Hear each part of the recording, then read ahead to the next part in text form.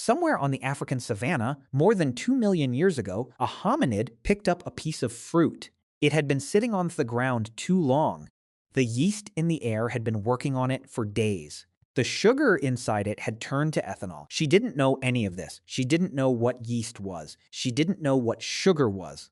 She didn't know what fruit was. Not really. She was just hungry. So she ate it. And about an hour later, something started to happen. The world tilted. Not in a way she could describe, because she had no words. The constant, low fear that lived inside her every minute of her life, the fear of the things in the grass, the fear of the things in the trees, the fear of the others in her own group, loosened. Her shoulders dropped. She made a sound she had not made before. It came from somewhere in her chest, and she didn't know why. She was laughing. The others stared at her. One of them sniffed the air around her face. Another backed away. She tried to stand, and her legs didn't quite cooperate.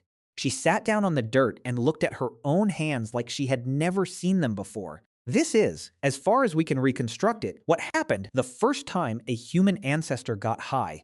The exact moment is lost to us, but we know roughly when it happened because the human body remembers. Our ancestors evolved a specific genetic mutation about 10 million years ago, a tweak to a digestive enzyme called ADH4 that let us metabolize ethanol 40 times faster than the primates we split off from. That mutation wouldn't have stuck around unless it was useful, and the only reason it would have been useful is if our ancestors were already eating fermented fruit. Often, by the time our genus Homo walked out into the open grasslands 2 million years ago, the taste for this had been bred into us for an unimaginable span of time. Long before we were human, we were already chasing this. She doesn't know any of that. What she knows, slowly as the feeling fades over the next few hours, is that something just happened to her that she liked. The fear was gone. The world had softened. Her body had felt loose in a way it almost never felt. And when she finally stood up and the grass and the sky returned to their usual sharpness, something small and important had changed inside her. She remembered where the fruit was. The next afternoon, she went back. And the next. And the time after that, others in her group started watching her, started following her, started picking up the same fruit. None of them had a word for what they were doing. They were just doing it. Somewhere in those first afternoons, in the dirt under one specific tree on one specific stretch of African grassland, this scene started repeating itself across our species. We started chasing it.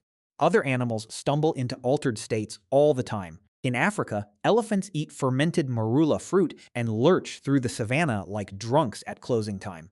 In the Arctic, reindeer dig red and white mushrooms out of the snow and walk in slow looping circles for hours afterward. The Sami shamans who lived alongside them figured out, at some point in deep prehistory, that the active ingredient passes through the body unchanged, so they drank the reindeer's urine. That is a real thing humans have done. And in 1995, off the coast of the Azores, a marine biologist named Lisa Steiner watched a pod of rough-toothed dolphins pass an inflated pufferfish between them. Pufferfish carry one of the most lethal toxins in the ocean. The dolphins were not eating it. They were taking turns biting it very gently, just enough to release a small amount of toxin into the water near their faces. Then each dolphin would drift, slow and floating, eyes half closed, holding still in the current. Then they would pass the fish. They were sharing the high. This is not something humans invented. This is something we inherited. But here is where we became different. Every other animal on Earth stumbles into it and then forgets. We remembered. We told the others.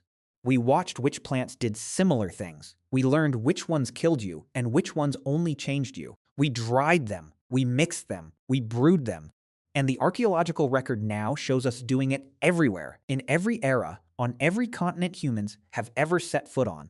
There is a Neanderthal in a cave in northern Spain, 50,000 years dead. When archaeologists examined his teeth in 2012, they found chamomile and yarrow embedded in the plaque, both bitter, both medicinal. He had been chewing them on purpose. There is a stone mortar carved into the floor of a cave on Mount Carmel in what is now Israel, 13,000 years old. The Stanford archaeologist Li Liu confirmed in 2018 that the residue inside it was beer. The people who made it had no agriculture, no cities, no writing. They were brewing alcohol before they were baking bread. There is a strand of hair pulled from a sealed burial cave on the Spanish island of Menorca, 3,000 years old. In 2023, chemists found 3 different psychoactive drugs still inside it: ephedrine, atropine, scopolamine, all 3, in a single person, after 3,000 years in the ground. Wherever archaeologists look, the evidence keeps showing up: pipes, brewing jars, snuffing kits, residues on stone tools, hair, teeth. The story is the same in every era and on every inhabited continent. Wherever there have been humans, somebody has been reaching for something that changed how the world felt. We are not occasional users of this. We are a species defined by it. Coffee in the morning, wine at dinner, tea in the afternoon, the cigarette outside the office, the drink after work, the pill before sleep. We treat these as small modern habits. They aren't modern. They are the same reach the hominid made on the savannah, repeated in slightly different chemistry, every day, in every country, by almost everyone who has ever lived.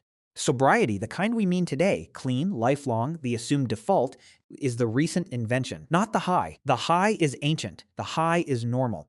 The cultures that figured out how to grow these plants rose. The cultures that traded them rose faster. Empires have been built and broken over them. The history of human civilization is almost impossible to separate from the history of human chemistry. The first person to feel an altered state didn't think she was doing anything strange. She wasn't. She was doing what every other animal in the forest had been doing for as long as forests had existed: eating something, feeling something, going back for more. What was different about her and about everyone who came after her is that they remembered. They told each other. They figured out how to do it on purpose. They carved the mortar. They dried the mushroom. They brewed the beer. And one day, 13,000 years ago, a group of her distant descendants carried a jar of that beer to the body of someone they loved and poured it out, because they had learned by then that some moments were too heavy to face sober. She didn't know any of that was coming. She was just sitting in the dirt on a long ago afternoon, looking at her hands, laughing for no good reason. We are the first generation in 2 million years that has been told to stop. And the strangest part isn't that she started. The strangest part is that we ever convinced ourselves we hadn't.